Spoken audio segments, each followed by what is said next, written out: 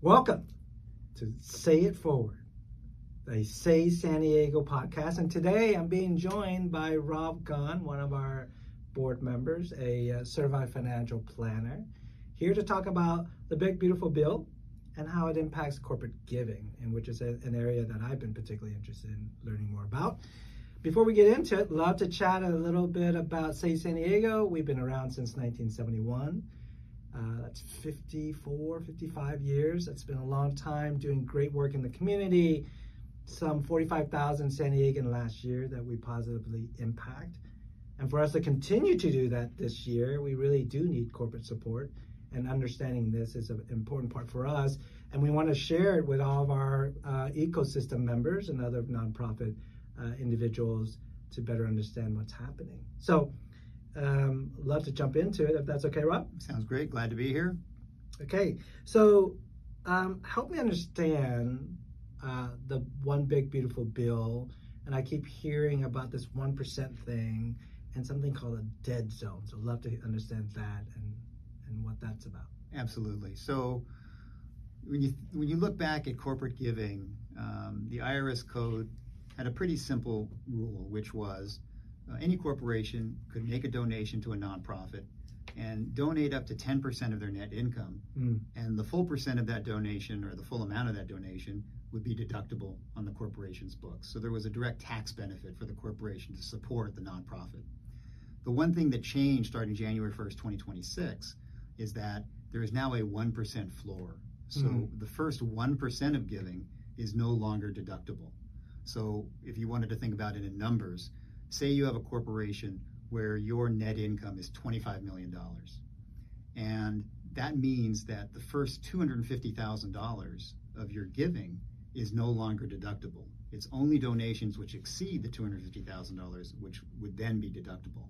So when you think about it, that could have a major impact on how corporations now view giving. Sure, because sometimes that's really the budget. That may be the budget. If you're a corporation, there are probably, I would bet there are probably very few corporations that actually exceed the 10% annual limit. Yeah. But for a lot of corporations, I would think that the 1% is probably their budget. So there is a big concern about how that may impact corporate giving and how that may impact nonprofits as a result. Got it. And so then, I'm curious to hear from your perspective, how many corporations are aware of this? What are they doing? And then as a response to that, how can nonprofits like Say San Diego be able to engage with corporations to get their support? I think the word is getting out now. I think it's starting in the nonprofit community. I think nonprofits are starting to reach out to their corporate donors. And it may, in many ways, just be a way of shifting, or a bit of a shifting of how you think about the contribution. As opposed to making it a pure donation, the nonprofits are asking their corporate partners, are there ways for us to reclassify this contribution into something that you can, as a corporation, expense?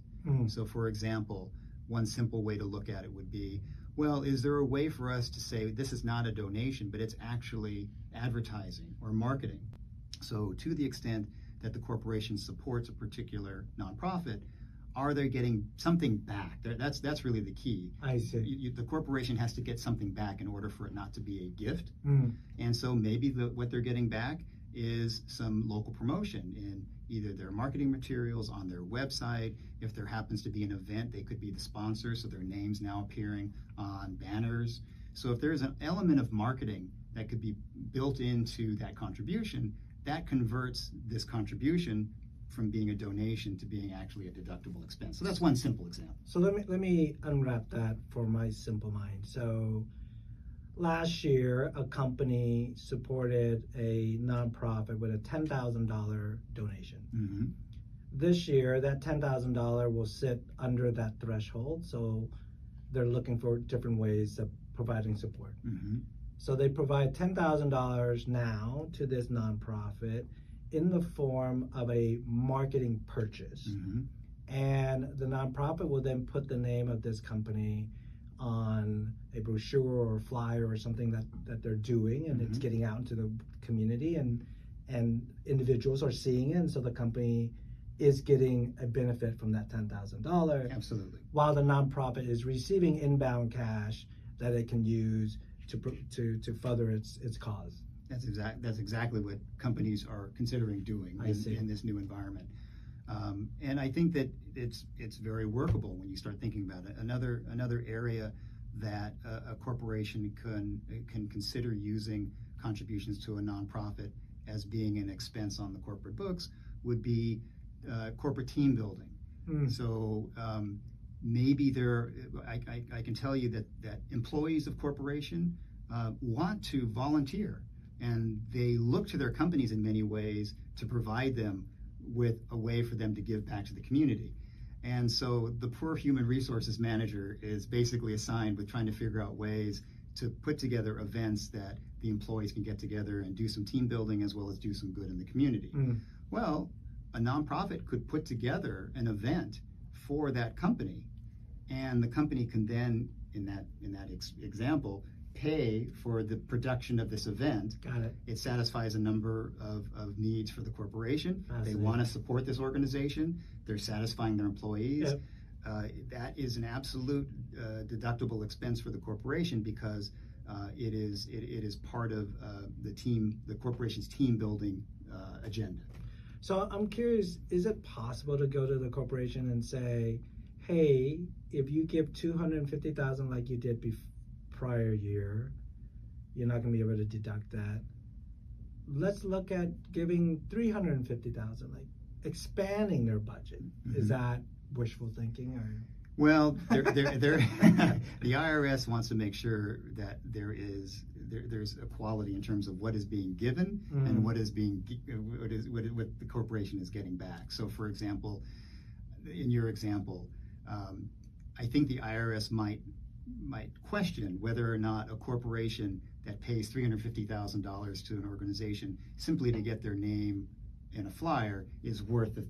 There's no parity in terms of what they're getting back. So that's something that has to be analyzed.